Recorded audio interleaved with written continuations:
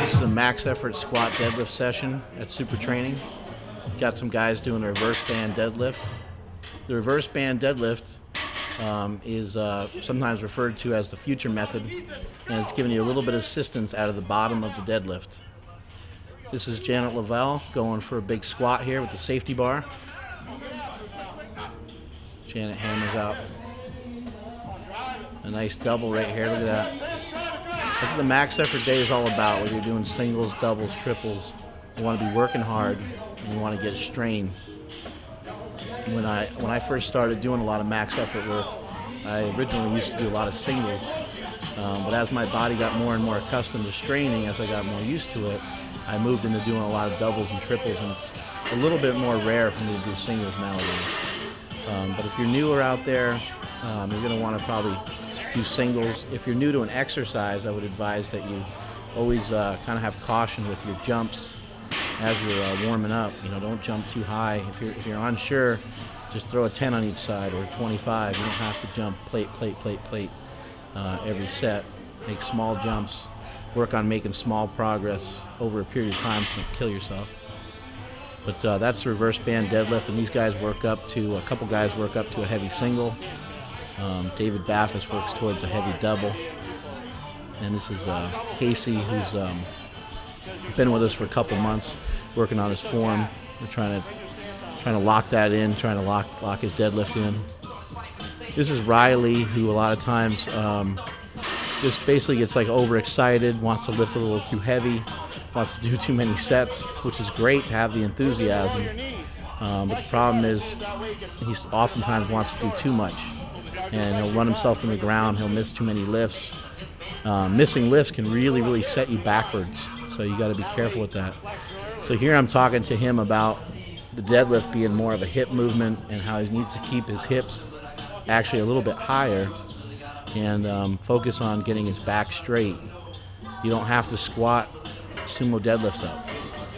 You can see he's actually pulling the weights back a little bit too far as well. You don't need to pull them back far. You want to leave the arms long, leave the fingers long, and just get the weight to lock out. You don't need to overlock it out. You don't need to really rock it way back.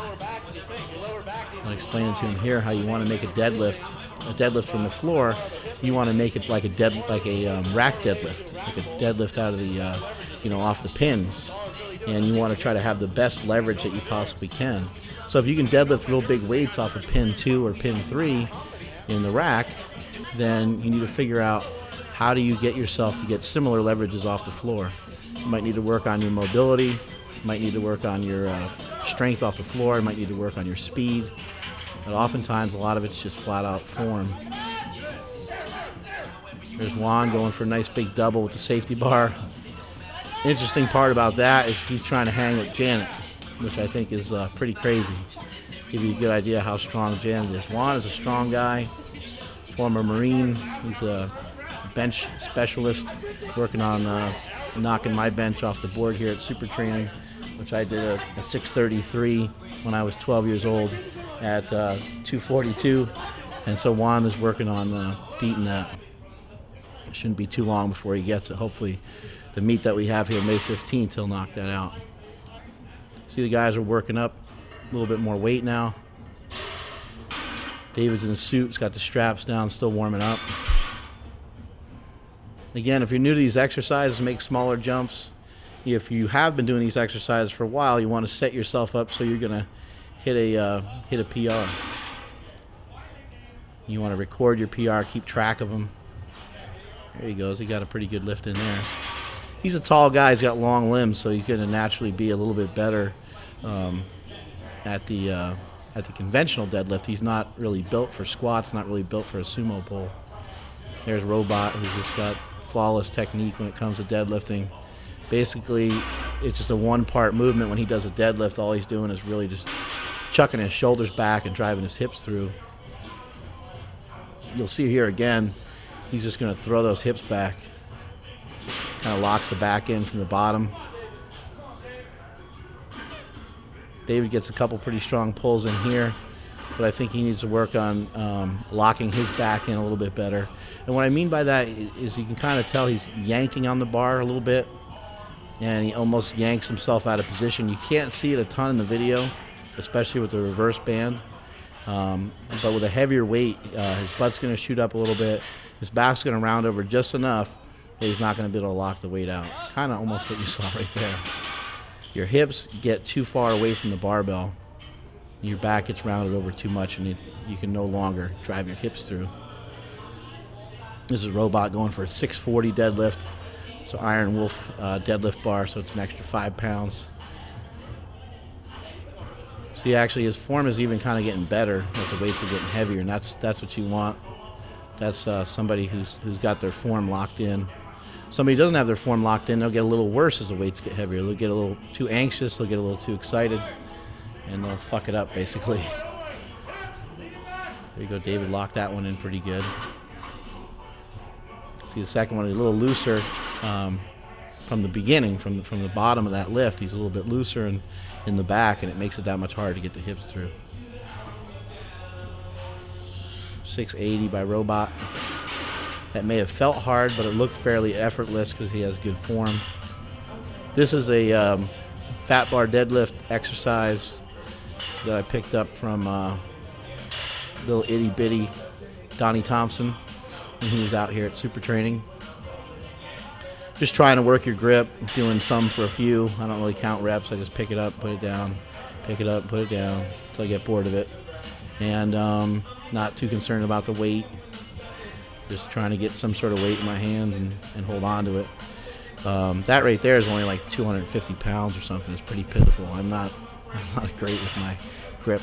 You're also going with a double overhand grip there, and you're really trying to squeeze your thumbs and your pinkies on the bar as hard as you can. It's actually somewhat of a painful exercise, and it takes a little while to get used to.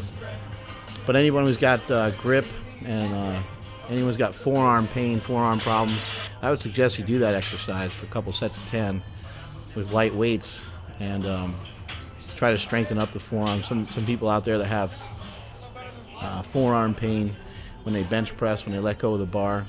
An exercise like that can go a long way.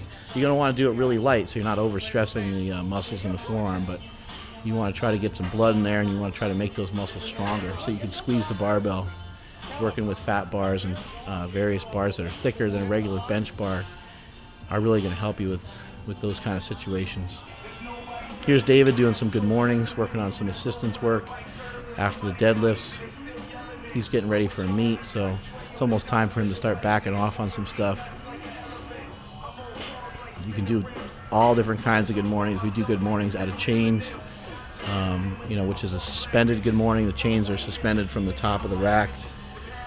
We do good mornings with all the different barbells that you see. That's a safety squat bar, cambered bar. You can pick up any of this stuff from Louis Simmons, westsidebarbell.com. They sell all this stuff there.